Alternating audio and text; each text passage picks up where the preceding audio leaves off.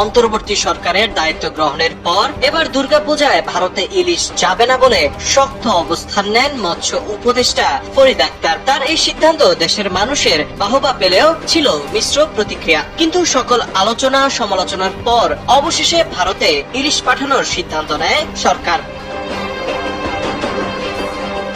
গত 21 সেপ্টেম্বর ভারতে 3000 টন ইলিশ রপ্তানির অনুমতি সংক্রান্ত আদেশ জারি করে বাণিজ্য মন্ত্রণালয়। সরকারের এমন সিদ্ধান্তে বেশ বিরক্ত ও দোদুল্যমান অবস্থায় পড়ে সাধারণ জনগণ। সকলের একই প্রশ্ন, মৎস্য উপদেষ্টার এমন শক্ত অবস্থানের পরেও ভারতে ইলিশ পাঠানো হলো কেন? বাংলাদেশের একমাত্র মাল্টিন্যাশনাল টাইলস ব্র্যান্ড আরিকি সিরামিক্স।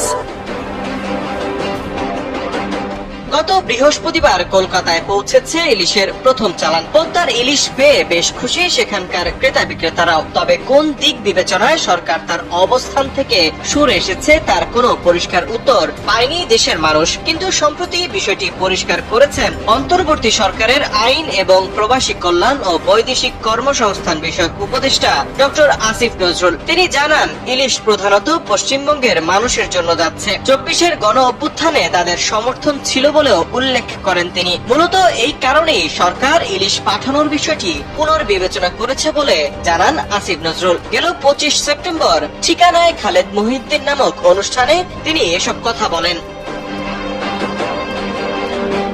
অনুষ্ঠানে সাংবাদিক খালেদ মহিউদ্দিনের একটি প্রশ্নের জবাবে ডক্টর আসিফ নজরুল বলেন, ইলিশ রফতানি নিয়ে তিনি অনুসন্ধান করে জেনেছেন ছাত্র জনতার যে বিপ্লব হয়েছিল তাতে পশ্চিমবঙ্গের মানুষের সমর্থন ছিল।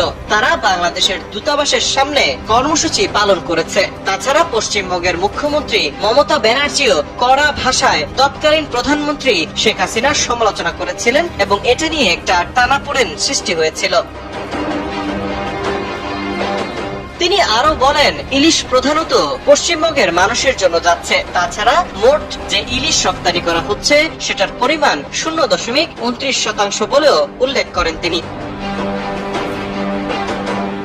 উপদেষ্টা ডক্টর আসিফ নজরুল বলেন, সবচেয়ে বড় কথা হচ্ছে ভারতের সঙ্গে আমাদের সম্পর্ক রিঅ্যালাইনমেন্ট করতে যাচ্ছি, ভারসাম্যমূলক সম্পর্ক প্রতিষ্ঠার দিকে যাচ্ছি। সেখানে আদানি বিদ্যুৎ কেন্দ্র, রামপাল কেন্দ্র, বর্ডার কিলিং ইস্যু রয়েছে। সেখানে একটা অপেক্ষাকৃত লঘু বিষয়ে বাংলাদেশ তাদের বার্তা দিতে চায় না এবং ইলিশের মতো ছোট একটা জিনিস নিয়ে আঘাত করতে চায় না বলেও মন্তব্য করেন তিনি।